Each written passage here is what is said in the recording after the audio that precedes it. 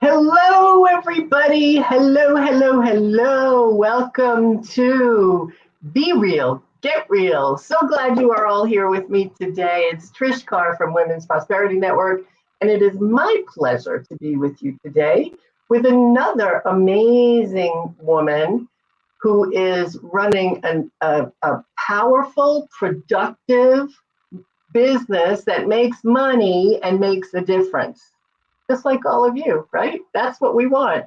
Making a difference while we're earning the money to keep our business running, to keep making that difference, to expand our reach, to grow, to serve even more people and get out there and be seen. And today, oh my gosh, my guest is the fabulous Dotty Scott. I know many of you know her. She's the owner of Ask Dotty, AskDotty.com. Like, write that down right now and just go there because Ask Dotty is the deal.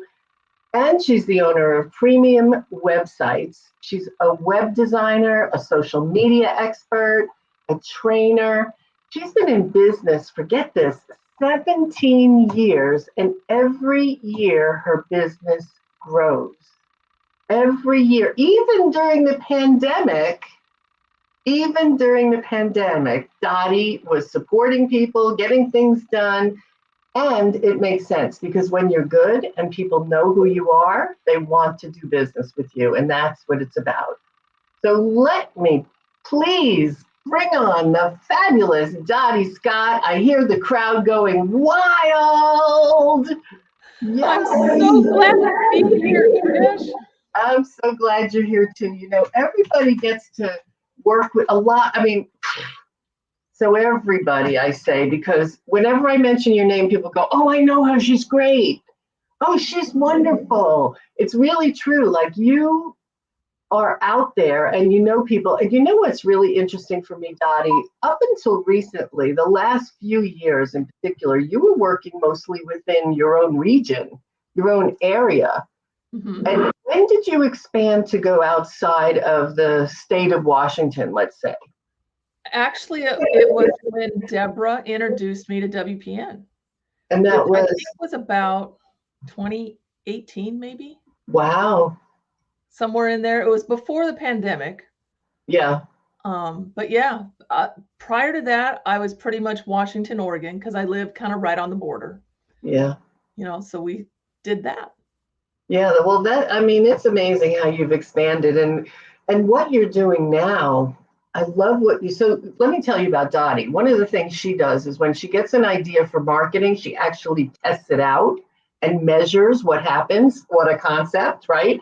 That's what we all should be doing. We throw it against the wall, hope it sticks. Well, Dotty hope it sticks, and she makes sure she measures it and she knows it's the right thing. And tell everybody what you've been doing with video interviews and those small clips and the shorts and what you learned about that.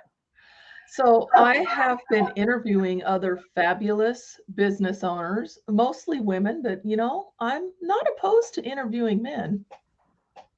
And I take that interview and break it down into tiny little clips. I usually get 10 to 15 out of a 30-minute interview and provide those to the people branded in their colors with their logo on it so that they can put it out through social media, through on their website, you know, however they want to use the video so that they can get their message out and get new clients from these videos. So how did you, like, you're doing this based on your proven efforts that you used on What's Short. So tell us a little bit about how you know this is an effective way to market. Well, like you say, I test everything before I ever offer it to a customer. And I've tested many things that didn't work that I've never offered to any customer, and I never will because they didn't work. Right. You know, so I have been doing videos for probably around 15 years. I started way back before smartphones really even took video. So I had an actual video camera that is just a paperweight now. I don't use it. But, you know, I started that because Get this, Trish. Here was the thought process that went through my mind, even though I know it's completely wrong. I had so many people asking me the same questions over and over, having to do with websites. And I thought to myself, as an introvert, it would be so much easier to just create a video that has the answer. And then instead of talking to these people, I could just send them a link to the video. I mean, like, Wait. that really went through my mind. That was really good. I'm not going to let you gloss over. As an introvert, I didn't want to talk to a bunch of people. I like to minimize that. So I did a video as an introvert. This is a woman that's building her business for 17 years and every year makes more money, and she's an introvert. I'm an extreme introvert. I would much rather be sitting here by myself in my office working on client work than going to networking meetings, speaking in front of a crowd, doing these kind of events, any of those kinds of things. It just frightens me. I mean, Wow. it doesn't so much anymore, Right. but I had to force myself, like literally force myself.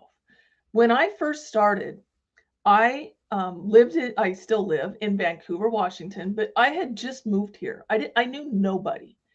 And so I connected up with a local networking group. And the way they run their groups, it's an hour. You meet the same day, same time every week. In person, we usually met at a restaurant. And in that hour, we would have one member that would speak for like 15 minutes and just essentially you're just telling the group about yourself, about your business, the kinds of referrals you want, all the basic stuff. Right.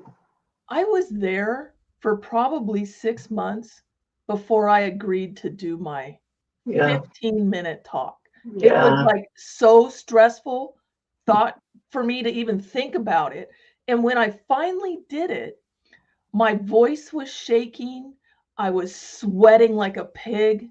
Like, I don't even know where that comes from because pigs don't sweat, but whatever. I know. I say that expression all the time too.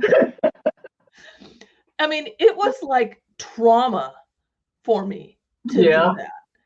And I would much rather have recorded myself on video and said, here, watch this. Right. So it's perfect that what you're doing actually was born out of what you would like. I would rather be able to do a video and get pieces of it out or the whole thing out. And so you did that and you measured what kind of reactions you were getting and what kind of views you were getting. And the big news was that your shorts were getting the most views of anything. They were and they are. Yeah. But way back in the day, how I knew this was working was I agreed with myself. I made a deal with myself that I would do one video a week for a year. So 52 videos. And they were all on questions that customers would ask. Whenever someone would ask me a question, I'd write it down on a list. So when I did like 20 at a time, I did them in batches. I had my list. I was sitting in my own private little room with nobody here, and I recorded these videos. I would put it out through Facebook at the time because the rest of them really weren't around. And I would email them to my email list. Email a link. Well, Facebook and YouTube. Right. Emailed the link. And it started when I would go to like a chamber event, which I'm sure you've been to these. There's like 100 people there. They're usually in some big room. Right. And it's terribly noisy. I can't hear a thing.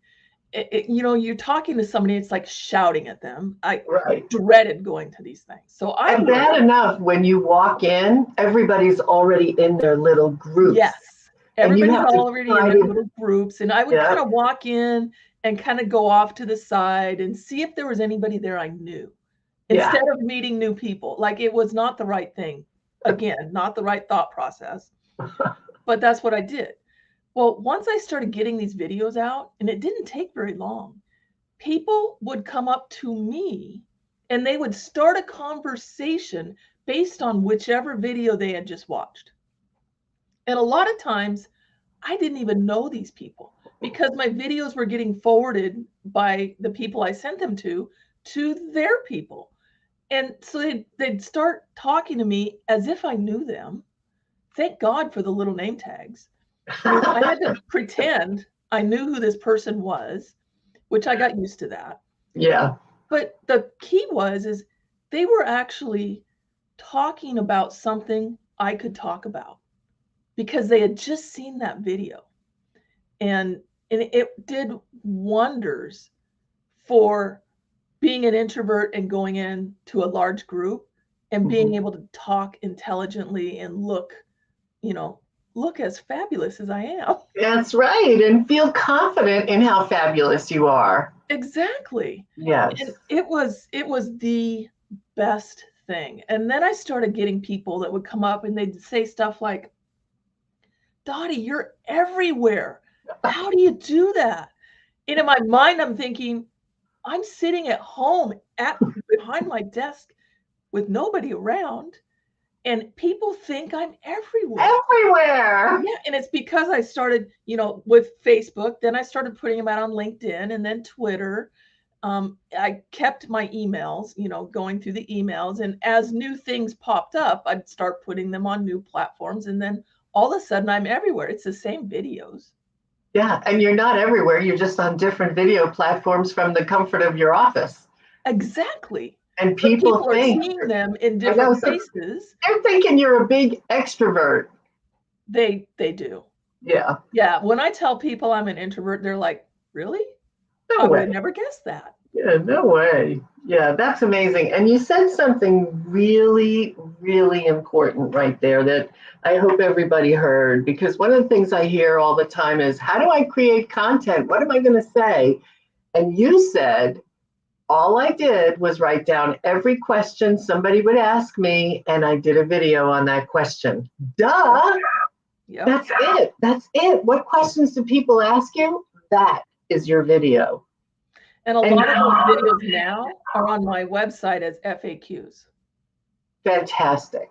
How did you get comfortable doing videos? I mean, did you not have the same nervousness knowing that you were having a conversation in the camera? I went through a journey. So here's how it started. A friend of mine who also had a business wanted to do the same thing. So we met at her house because her house was much nicer than my house and it had nicer background areas and stuff. And she would film me and I would film her. And here's one thing to note. None of her videos ever went out because they weren't perfect. Oh. For her. So she never really got the advantage of this, but that's a side note.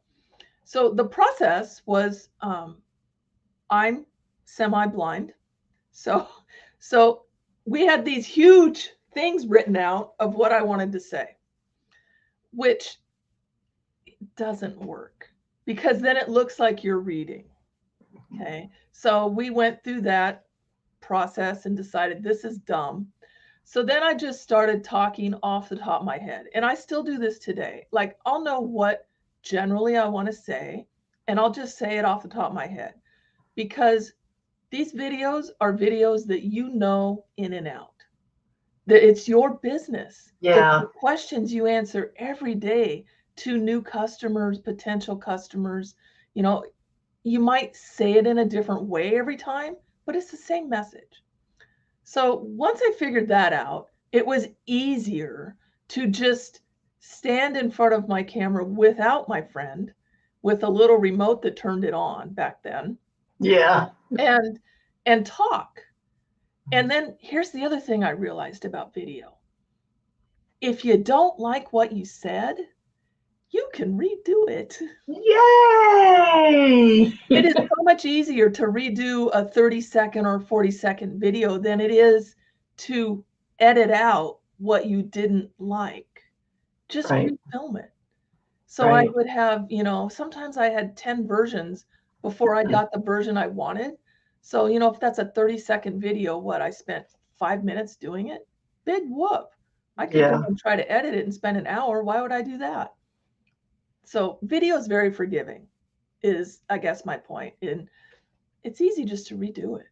Absolutely. And to get to your other point, which was the woman that you were working with who spent time creating videos, because they weren't perfect, they never went out.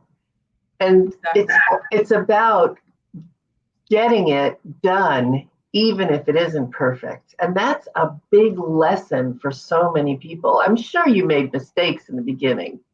And when you look back at those first videos, I'm always making mistakes. Here's another thing that I discovered very quickly, and it has to do with this perfect thing. I would also, going into these networking meetings, I would have people come up to me, generally men, and they would say, Dotty, you should straighten your hair. Or, Dotty, you say too many ums. Or, Dotty, you wore something that really didn't look good on you. And like all of these like little picky criticisms. yeah, And I quickly realized two things. The first thing was the people that were criticizing me were not people I wanted to do business with. Okay. Key thing number two, the people that were coming up and talking to me and saying, great job, Dotty, I love that video, blah, blah, blah. Those were the people I want to do business with. So being not perfect will attract the people you want to do business with. Or if you are a stickler for perfect and you want to do business with people that have, I won't say that, what I was going to say, then fine, be that way. But that's not me. And I want to do business with people I like. Yes. And that's the whole idea of even this podcast. It's be real, get real. You know, we could walk around, we live in the comparison culture like we've never lived in before. And people, you look on social media, everybody's so happy and everything's so wonderful. But you know what? That's not true. And the fact is, the more so wonderful you are, you actually are separating yourself from other people because you feel too unattainable. So you being you and you being open. When I first started doing videos, I've been speaking on stages for more years than I want to tell you. And the first time I started doing videos live on Facebook, I was terrible. I was nervous. I wasn't sure. So here's the first thing I did was I said, okay, I'm just starting these videos. Here's today's goal. I want you to find all the mistakes I made and put them in the comments for me. So it totally relaxed me. And I actually made some mistakes on purpose, just to see what people would say. So the other side of that is I know people coming up to you and saying, oh, your hair didn't look good and all that stuff. But, I used to create training in corporate America. And when I would send something out to the people who are going to train it, what would come back is, oh, on page 6, you have a typo. On page 8, you need a period. And I would look there and I would go, that's all they want to talk about? Why don't they tell me the content? And I went, oh, because my content is great. And all they have left to pick on is my hair is too curly. So that's the other side of it, that my content is so good that all they're looking at now is, oh, I'm sitting here looking, I want that purple jacket. That's where I love that jacket. So it is really about it. And Dotty, the fact that you're an introvert, I mean, I know many people listening are going, that's me. That's me. I get my feet are shaking, my knees are shaking when it's my turn to introduce myself. I don't like walking into a room where everybody's already in groups. How do I get in there? You are so speaking to most of us because at some point we all feel that way. But then, you also, it had to take some, as an introvert, what was the transition for you going from being an employee into starting your own business almost 20 years ago? How was that for you? When I first started, My goal was just to make enough money to fund our retirement accounts and maybe have a vacation every year. My daughter was in kindergarten Mm. at the time. And now she's And made you a grandma. I know. That's how long it's been. Maybe Yeah. it's been more than 20 years. Yeah. But so I didn't have big goals at that time. And I wanted to just work from home so that I was available for her for sports or whatever she was going to be going through in school, instead of having to ask for time off and being told no. Yeah. So that was like my whole thing.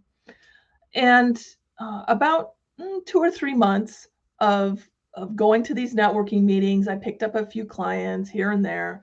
And my partner at the time, he lost his job, and he had been making or paying all the bills. So it wasn't on me to pay the bills. Like I said, it was like extra stuff. So it was no big deal. Now all of a sudden, it was like feet in the fire.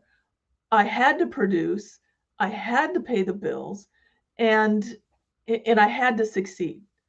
And so I highly do not recommend this method, but it really was succeed or go back to work and work for like $7 an hour, because that's what I was making when I quit, which is ridiculous. You can't live off of that. You can't live on twice that. No, not now, but even back then you couldn't. And every job I've ever had, I was always underpaid and overworked. And quite frankly, I did the work of a lot of the other people there because they were lazy and they made way more money than I did. And it wasn't fair. Yep. And the only way I knew of to get rid of that was to take control of my own income and be my own boss, because I knew I would be fair to myself. Yeah. Well, you did it and you took the leap, and look at you, and your success started right out of the gate. I'm sure it was really scary in the first couple of years. Very. Right. Yeah. But look at you now. It's just, you have defied the odds. They say 50% of all businesses fail in the first year. And of those 50%, 50% are gone in the fifth year. Mm-hmm. And 50% of those are gone in the 10th year. So look at what you have accomplished. Congratulations, Dotty Scott. You are, let me tell you, whenever anybody asks me anything about social media or how to get on Google better or how I can be seen more online, it's like, ask Dotty. Go to askdotty.com. In fact, I know that you have something that you share with people so that they can learn more about how to move up on Google. It's called SEO, which is search engine optimization. Like, how can I optimize Google so that I get moved up there? So tell everybody about the gift that you have, and I will make sure they get the website. So a lot of people think that search engine optimization is a super technical thing. It has to do with their website. They don't even want to figure it out. They don't want to do nothing, have anything to do with it. But there are some easy things that everybody can do that really isn't technical at all. If you go and get my simple SEO hacks that you can do, there's 4 items on there that are super easy things that everybody can do. It takes 0 technical knowledge. So go ahead and grab that. I encourage every business owner to do all 4 of those things, maybe not all at once, but implement these strategies in your business and you will see a result. Absolutely. Thank you, Dotty. And thank you, Dotty, for telling everybody out there who's an introvert, and there are many of us. I'm kind of one myself. Even though I look like I'm out there all the time, it's like I got to push myself to do it, because there's a lot of us out there. And most of the time, you don't even know that we're introverts. And we're thinking, I wish I was home at my computer doing something online instead of being with all these people. I'm a little overwhelmed with all these people. Thank you for showing us the way so that those of us like you can see the model of how you get it done. So be in touch with Dotty. You can certainly go to askdotty.com, get your free gift at askdotty.com/gift. And Dotty Scott, thank you so much for being with me this week. I really appreciate you. Yeah, you're the best. I do. I'm not kidding. Your name comes out of my mouth so often as a referral source. And every single time I get feedback from people I refer to you, they always say to me, thank you for sending me to Dotty. She is incredible. And she did way more than I even thought she could. She did more than I even thought to ask her, right? She figures it out. You don't have to know the questions. So thank you for your referrals. Oh, my pleasure. Always my pleasure. Thank you, Dotty, for being with us this week. I appreciate you. Thank you, all of you, for being with us this week as well. If you are not yet a member of this amazing community, you can just go to womensprosperinetwork.com and click on Join for Free.